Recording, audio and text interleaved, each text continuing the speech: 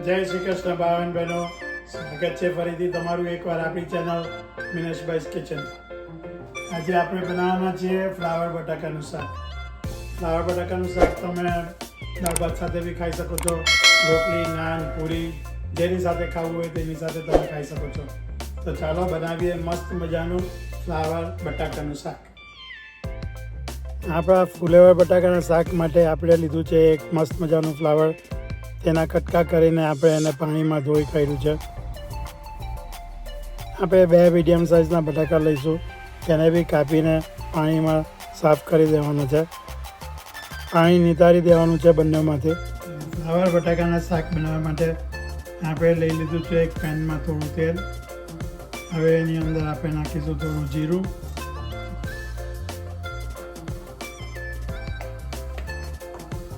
એની અંદર થોડી રાઈ બી નાખી દીધું છે આપણે. હવે થોડી ચપટી ભરી હિંગ નાખીશું.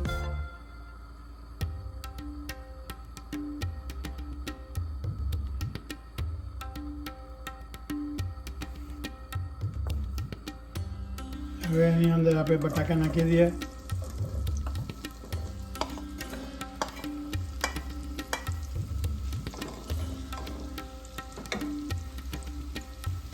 હા, આપણે 2 મીડિયમ સાઇઝના બટાકા મોરીને કાપીને રાખેલા છે.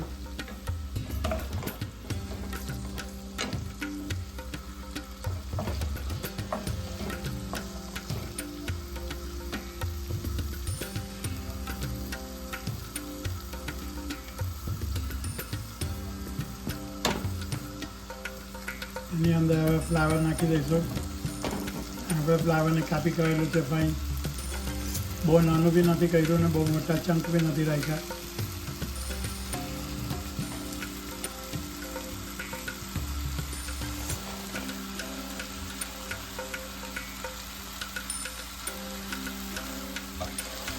હવે બંનેને મિક્સ કરી લેવાનું છે સારી રીતે.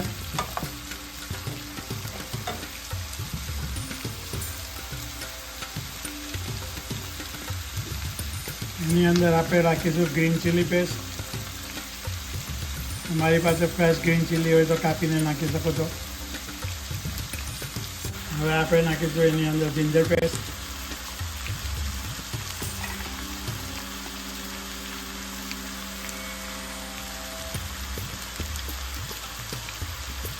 થોડી હળદર,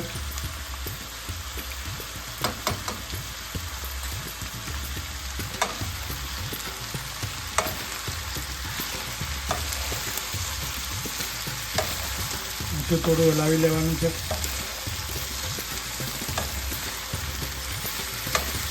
શાકને બનતા જરાક વાર લાગશે, કારણ કે બટાકાને બી ચડાવવા પડે છે અને ફ્લાવરને બી વાર લાગે છે જરાક કરતા.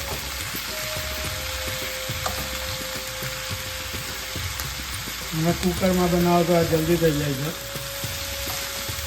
પછી સ્વાદમાં જરાક ફરક પડી જાય છે.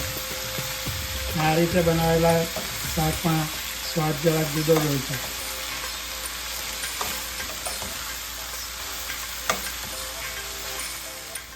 આપણે આને ઢાંકી દીધું છે થોડી વાર માટે, જેથી બધું બફાય અંદર બરાબર.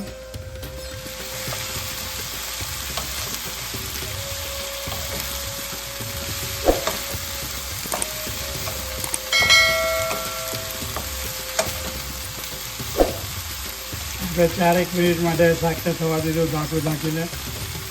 હવે આપણે હલાવીને ચેક કરી લીધું છે.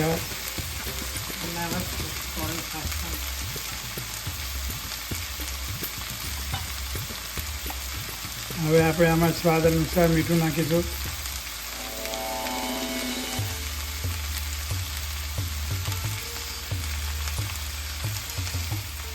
મીઠું નાખ્યું છે એટલે હવે શાક જલ્દીથી ચડી જશે.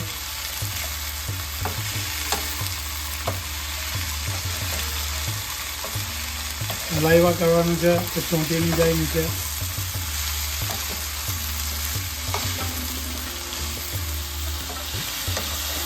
બીજી 5 મિનિટ થઈ ગઈ છે. ઢાંકણું ખોલીને આપણે પાછું શાકને હલાવી લઈએ.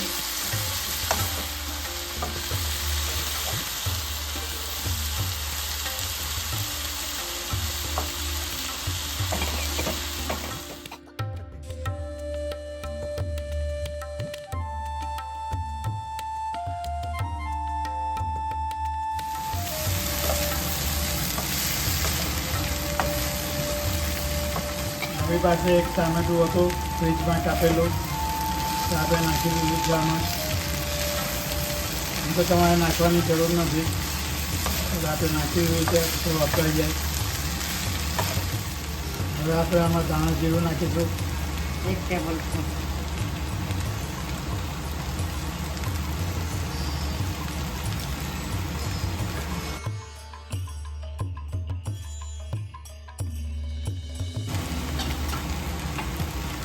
લાલ મરચું નાખીએ હવે થોડું.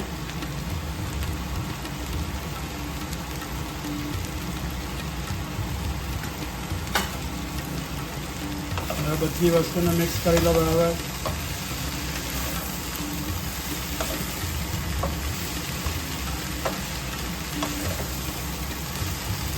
સરસ મજાની સુગંધ આવવા માંડી છે શાકની.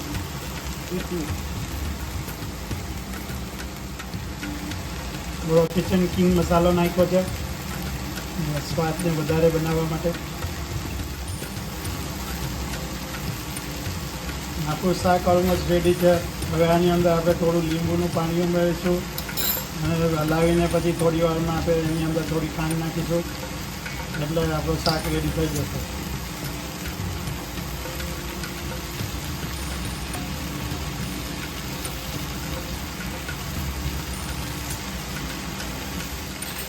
લીંબુનું પાણી નાખવાથી છે ને તો આ શાકમાં લોચો નહીં થઈ જાય, બધી વસ્તુ જરાક આવી છૂટી છૂટી રહેશે. લીંબુનું પાણીનું કામ જ છે. એની અંદર થોડી ખાંડ નાખી દઈશું. બહુ જીરી કમસ્તિત નાખી છે, બહુ નથી નાખી આમાં. બસ હલાવી દીધું છે, આપણું શાક રેડી થઈ ગયું છે. હવે ગાર્નિશિંગ માટે થોડા દાણા ઉપરથી ભભરાવી દઈએ આપણે.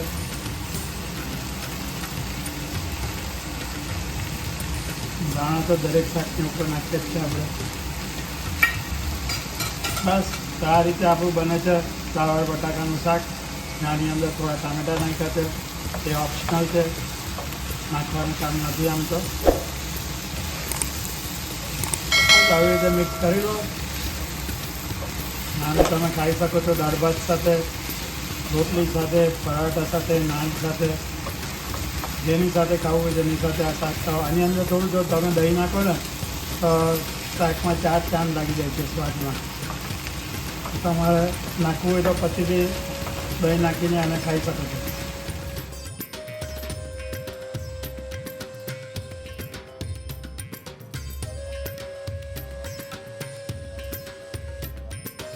તો ચાલો આપણે તો મસ્ત મજાનું શાક ખાઈ લીધું. તમે બી ટ્રાય કરો, આપણી રેસીપીને ટ્રાય કરો અને જરૂરથી કમેન્ટ બોક્સમાં લખજો કે તમને કેવી લાગી રેસીપી. તો વિડીયોને લાઈક કરો, ચેનલને સબસ્ક્રાઈબ કરો અને શેર કરો તમારા ભાઈઓ, મિત્રો, બહેનો, જેની સાથે કરવો એની સાથે. જય શ્રી કૃષ્ણ.